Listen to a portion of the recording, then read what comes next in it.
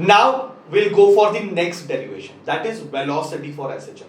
हमने फोर्स देखा कि पार्टिकल जो एसएचएम करते हैं उस पर फोर्स कितना लगता है, पार्टिकल जो एसएचएम करते हैं उस पर एक्सेलरेशन कितनी होती है। अभी वेलोसिटी ढूंढते हैं, ओके। और वेलोसिटी के बारे में हमें ऑलरेडी कुछ पता है।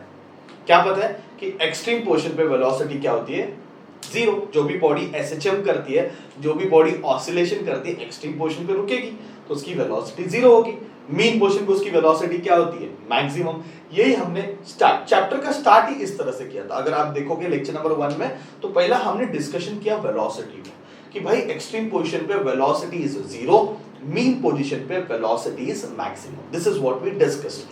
बट अभी हम इसका फॉर्मूला डिराइव करेंगे। देखते ना कि भाई इसका फॉर्मूला क्या है। एक्सट्रीम पे तो अपने को पता है जीरो है, पर मीन पोजीशन पे कितना है, या फिर किसी मिड पॉइंट पे कितना है, यहां वहां जब बॉडी घूमेगी किसी पॉइंट पे अगर मुझे वेलोसिटी फाइंड करना है तो हम कैसे फाइंड करेंगे। Let's check it out. Velocity in SHM, हमेशा डेरिवेशन लिखना है। नीचे जो डिस्क्रिप्शन में दिया है वो स्टैंडर्ड आंसर है, आप मेरा वाला आंसर भी लिख सकते हो। तो when I am teaching you write down, ये लिखना है, ये लिखो, डिस्क्रिप्शन से लिखना है, डिस्क्रिप्शन से लिखो, आपकी मर्जी है, ठीक है। तो बहुत अच्छे से डेरिवेशन को कॉपी भी कर लेना, ओके। नोट्स मेंटेन करना बहुत जरूरी है। और डेरिवेशन जैसे सिखा के हो जाएगा, मैं कंप्लीट कर दूंगा, वीडियो खत्म हो जाएगा, आप इसको 3 से 5 बार लिख के लर्न करना और फिर नेक्स्ट वीडियो देखना, ना तो देखना नहीं है, ओके। ये बहुत याद रखो, क्योंकि ये सब लेक्चर्स हमने क्यों डिजाइन किए, ताकि आप बहुत अच्छे मार्क्स स्कोर करो। तो ऐसे सिर्फ वीडियोस देखते नहीं जाना, पढ़ना भी है उसके साथ, ठीक है। तो चलो, वेलोसिटी मुझे चाहिए, एक्सेलरेशन मुझे पता, तो स्टार्ट एक्सेलरेशन से करते हैं। Acceleration is rate of change of velocity with respect to time. लिख सकते कि नहीं बच्चों? एक्सेलरेशन का डेफिनेशन क्या है? Rate of change of velocity with respect to time. Acceleration is, अब बच्चों में ना ऊपर नीचे से ये स्टेप लर्न करना पड़ेगा, मैं dx से मल्टीप्लाई कर रहा हूं,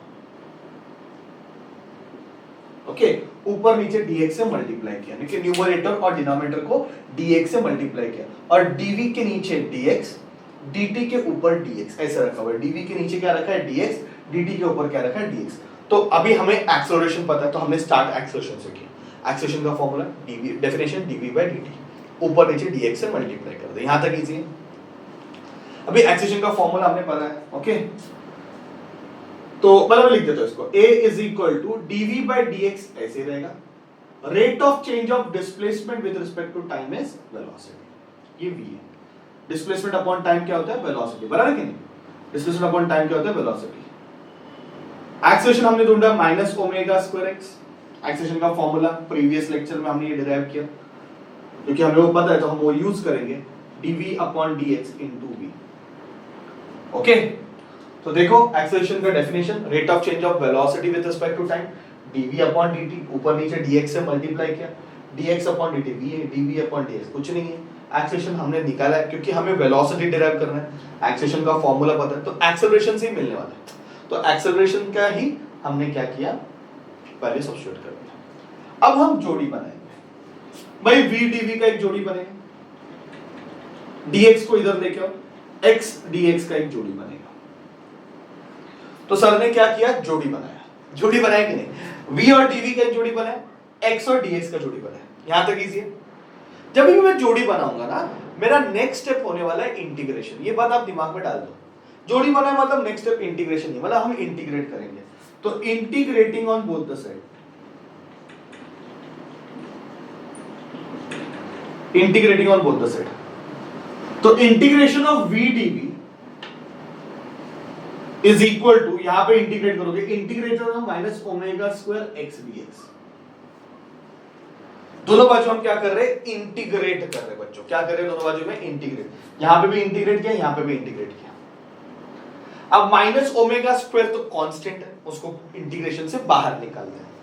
तो integration of v dv is equal to minus omega square बाहर आ गया, integration of x dx, okay. अब इंटीग्रेशन का formula, since we know integration of x raise to n dx is raise to x raise to n plus 1 upon n plus 1 plus c, ये अपना formula है। तो ये formula मैं अभी use करने वाला हूं बच्चों, ओके। ये फॉर्मूला है, ये फॉर्मूला भी यूज करने वाला हूं। तो यहां पे VdV का मतलब formula is applied to V, dx मतलब formula is applied to x, dv का मतलब तू v को फॉर्मूला लगा, dx का मतलब तू x को फॉर्मूला लगा, तो यहां पे माइनस ओमेगा स्क्वायर बाहर आ गया।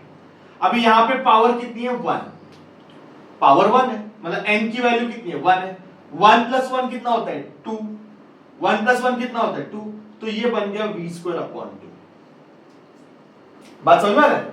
v square upon 2 is equal to minus omega square, इधर x का पावर क्या है 1 है, तो इसका आंसर भी क्या आएगा x square upon 2 plus c, where c is integration constant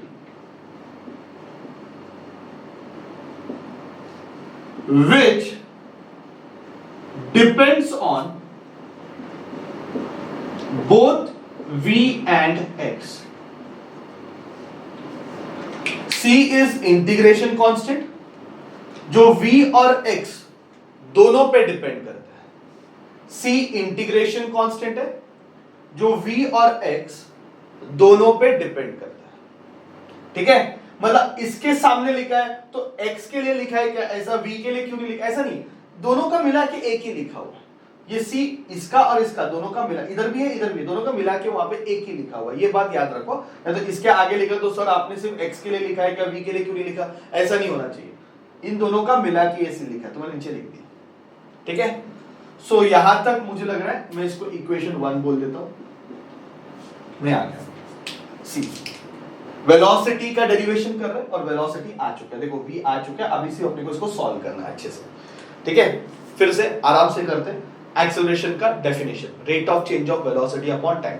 क्या याद रखो कि ऊपर नीचे dx से मल्टीप्लाई करना, dv के नीचे dx, dt के ऊपर dx, dv अपॉन dx क्या है, कुछ नहीं, dx अपॉन dt क्या है, v, जोड़ी बनाया। ओके, वैल्यू सब्स्टिट्यूट इंटीग्रेट किया, यहां तक आ गया। ओके, दोनों बाजू इंटीग्रेट किया तो ये v स्क्वायर अपॉन 2, ये x स्क्वायर अपॉन 2 प्लस क्या आएगा c, where c is integration constant. Okay, जो कि v और x दोनों पे डिपेंड करता है। यहां तक सिंपल है। अभी अगर मुझे v फाइंड करना है तो मुझे c पता होना चाहिए, मानते हो कि नहीं? अभी v फाइंड करना है तो ऐसा c तो नहीं रख सकते, c अननोन है, तो c को फाइंड करना है। और c को फाइंड करने के लिए हमें v और x का वैल्यू डालना पड़ेगा, क्योंकि v और x दोनों पे c डिपेंड करता है। तो v की वैल्यू डालो, x की वैल्यू डालो, c मिल जाएगा, है कि नहीं? देखो अभी मेरा काम है टू फाइंड c, अभी क्या फाइंड करना है c, और c को फाइंड तभी कर सकते हो जब आपको v और x पता है, क्योंकि c v और x पे डिपेंड है, समझ रहे हो? पर v और x पे डिपेंड है, v और x का वैल्यू आपको पता है क्या? तो एक वैल्यू हमें पता है और वो होता है एट एक्सट्रीम पोजीशन पे। याद आ रहा है कुछ? ये तो पता है, ये तो फैक्ट है, हमें पता है कि एक्सट्रीम पोजीशन पे डिस्प्लेसमेंट क्या रहता है, a, मैग्नीट्यूड a, और वेलोसिटी कितनी होती है 0, ये तो फैक्ट है। ये पहले लेक्चर में डिस्कस किया था, एक्सट्रीम पोजीशन पे डिस्प्लेसमेंट a होता है, वेलोसिटी 0 होती है। ये वैल्यू यहां पे सब्स्टिट्यूट करो, therefore from 1 what I will get, this is 0, v का वैल्यू 0 है ना बच्चों, 0 is equal to minus omega square a square upon 2 plus c, इसको यहां लेके आओ, देयरफॉर c का वैल्यू क्या मिलेगा, omega square a square upon 2, ये आपको c का वैल्यू मिल गया। इजी, ये c का वैल्यू यहां पे सब्स्टिट्यूट करो, therefore from 1 what I will get, v square upon 2 is equal to minus omega square x square upon 2 plus omega square a square upon 2, सारे 2 छू हो गए v square is equal to omega square common निकालो, ये plus है तो पहले लिखो, माइनस x स्क्वायर बाद में लिखो, तो v इज इक्वल टू, चाहिए तो प्लस माइनस डालो, प्लस माइनस ओमेगा स्क्वायर हो गया तो रूट बन गया ना, ओमेगा स्क्वायर रूट के बाहर आ जाएगा, यहां पे root of a square minus x square, और ये आ गया आपका फॉर्मूला, खत्म हो गया। जो पार्टिकल ऐसे जंप करता है उसका वेलोसिटी का फॉर्मूला क्या है बच्चों, omega root of a square minus x square. Plus minus क्यों लिखा, मीन पोर्शन की ये साइड प्लस, मीन पोर्शन की ये साइड माइनस, ओके दो दो पोजीशन है ना, मीन के इधर इधर बॉडी जाती रहती है, तो इधर जाएगा तो प्लस, इधर जाएगा तो माइनस, इसलिए वो प्लस और माइनस लिखे। नहीं लिखोगे याद रखोगे चलेगा। ओके वेलोसिटी का formula omega root of x² minus x², derive कर दिया, बहुत सिंपल है, एकदम अच्छे से नोट डाउन करो, देखो समझा कि नहीं, एकदम धीरे धीरे। ओके मेन यहां पे आने के बाद ना c फाइंड करना जरूरी है, तो c फाइंड करने के लिए will substitute value of v and x। So do we know value of v and x? Answer is yes. हमें पता है, एक फैक्ट है, फैक्ट को तो यूज कर सकते हो डेरिवेशन में कि भाई एक्सट्रीम पोजीशन पे वेलोसिटी जीरो होती है और डिस्प्लेसमेंट मैक्सिमम, इस फैक्ट को मैंने यहां पे सब्स्टिट्यूट कर दिया, c मिल गया, c का वैल्यू यहां पे डाल दिया वापस, फिर क्या आ गया आंसर, है कि नहीं? इसमें हम लिख सकते हैं केस 1 एट मीन पोजीशन। अच्छा बताओ मीन पोजीशन पे डिस्प्लेसमेंट कितना हो जाता है बच्चों? 0। अगर यहां पे x 0 डालोगे तो v मैक्सिमम हो जाएगा, दैट इज प्लस और माइनस ओमेगा। अच्छा ये 0 डाल दिया तो root of a², what is root of a²? a। तो मीन पोजीशन पे वेलोसिटी मैक्सिमम है, हम लोग तो पहले लेक्चर से बोल रहे हैं मीन पोजीशन पे वेलोसिटी मैक्सिमम है, मीन पोजीशन पे वेलोसिटी मैक्सिमम कितनी वैल्यू है? प्लस और माइनस ओमेगा है। And eight extreme position, okay extreme position पे तो आप लोगों को पता है x की वैल्यू a है, इधर सब्स्टिट्यूट करो, v कितना मिलेगा? 0। ठीक है, तो ये सारे अच्छे से लर्न कर दो, मैंने कवर अप कर दिया है। I hope you understood by heart it very nicely. Thank you very much बच्चे।